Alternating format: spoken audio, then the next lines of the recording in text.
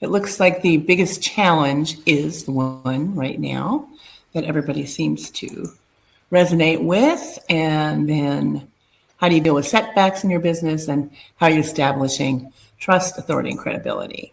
So would anybody like to share what their biggest setback is right now, what the challenges are? I'm sorry, what challenges that you're facing right now? Could be anything, could be how to, in some cases, like where Jim has talked about your brand and how important that is to drive your website. And so that your website then, has people come to you and find you when they're looking for someone with it that you do. That's really important. Or if you're thinking about selling your business, or you need a business coach, or like, what is a business coach? What should I do? How should I do that? So Kristen has a comment. I know for me, and I get it, severe ADHD, I don't medicate, and I'm a high neurotic. So I overstimulate through negative situations. So for me, one of the biggest things with the setback is I really spend as much time as I can to reframe it. What's actually being set back? What does it actually affect? I try to get very analytical, because my mind could definitely make this little molehill into the Himalayas if I just let myself emotionally run off with fears. So I really just try to okay, well, what's actually being set back? Am I making this a bigger deal? I really try to qualify and try to objectify it and get it, reasonably sized before I even trying to analyze it. Because like the monster under the bed, it just eats you alive if you don't really kind of consider what you're actually measuring before just feeling it out. And that's always been helpful. Great. So Stephen, you have a comment? Yeah, I think that's, Tristan, thanks for sharing. That's it. I kind of address that a lot in my executive coaching, and we all deal with that, I think, as well. It's for me, it's it's trying to peel back the onion and reveal the layers, and being true to yourself and with yourself. And then also for clients, for me, it's helping them come to the realization of the challenges they have on their own, rather than trying to tell them where they might be falling short, or where they need business process automation, or whether it's evaluation of their company, or what have you. I think, the sort of interesting thing with me is that it's the sort of three prongs of my business all tie together. And a lot of it is just helping people come to the realization on their own that, okay, maybe I don't know what I don't know. And that's okay.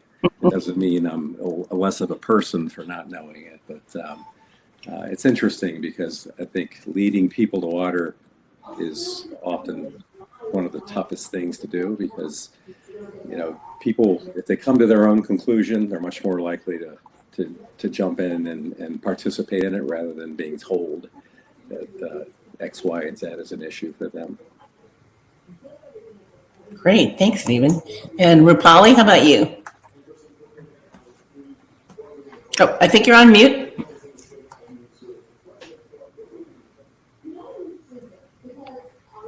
So building and maintaining trust with the client is often a significant challenge for my business. This can be due to concerns about data security, quality of work, or communication barriers. And implementing the data security protocols and ensuring compliance with relevant regulations can help in building the confidence in the services, and establishing the quality control measures and regular audits to ensure consistent high quality work help me coming out of my challenge. Effective communication, building relationships, all these are enough tools for me to promote the challenge that I'm facing day to day. Thank you. Great, thank you very much. So I know for me, because I'm like not just type A, but I'm screaming type A. Okay, so not to have my employees try to live up to what I do, but also to, like in January of this year, I had to say, you know what, Ina, you probably should take your own advice. You're out there telling these people all this stuff. It's like, maybe you should take your own advice. And I thought, that's a really good idea. So that's really helped me with my goals and objective this year. And it helped me to sort of let go of some of that screaming type A, to say, okay, you have to kind of let things happen. You have to let things flow. And that's kind of like what Stephen was talking about, leading someone to water. You've got to say, okay, well, I'm just going to jump in. I'm going to do it. And I'm just going to be open to what the universe has to say to me. And it's been an interesting journey these last 6 months, but July was a really big month for me. And Santiago's aware of that too, that, we're really heading in a direction that I think will take my business to a very different level. And so I'm excited about that. But I do recommend, Stephen, that my CEOs and owners do have some coaching, because some of the elements of what I do is coaching, but I'm not giving them assignments. I'm not making them accountable. I'm just suggesting things. In the C-suite, you have that element of what right, your lane, but then you also have leadership and mentorship too, right, and management. So, those are really components that are important. So in that, I do suggest that they have a minimum of 3 to 6 months where they have a business coach to kind of help them in conjunction with me to identify those personal and business goals.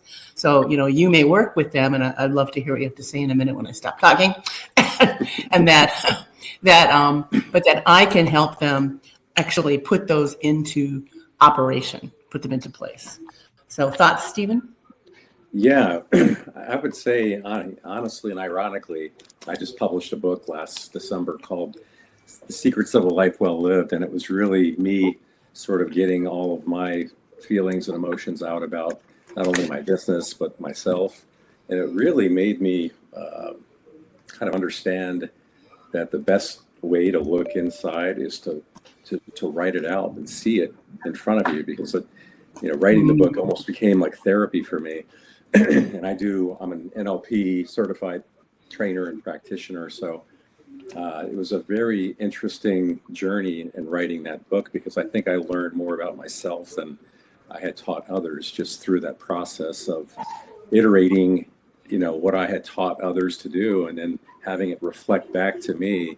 It actually helped me create a process called the mirror mindset training, where I help people kind of look at themselves while we're coaching, while we're going through the coaching sessions. And a lot of it is just questions, right? Asking a lot of great questions about right.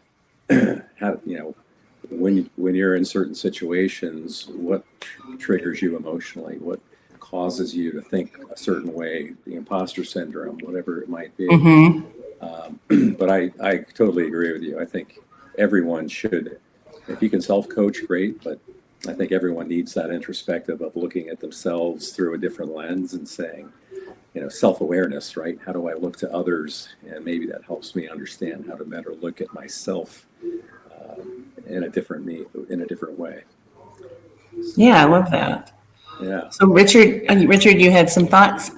Well, I had a question for you, Ina. I'd be curious to know what the breakthrough was, generally speaking, in your business. Oh, that's a good question. So my goal really is to take my business and in 3 years or more, sell it.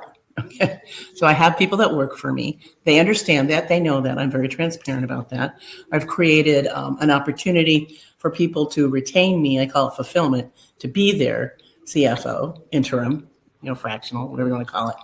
And then also I wrote a course that's very low price for people that are bookkeepers that can elevate what they do to incorporate some really basic advisory services. So it's kind of like what Stephen's talking about, looking at yourself, in a mirror and looking at, can I do more than what I'm doing? And guess what? You're probably already doing it and you don't realize it, especially in the area of bookkeeping. And so, why not make it a revenue stream for you that helps your business, but also helps your client, helps them grow, help them more.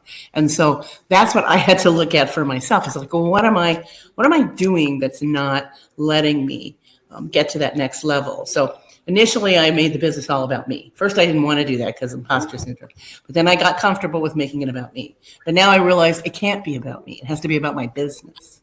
And so, I have to sort of white label it, so to speak.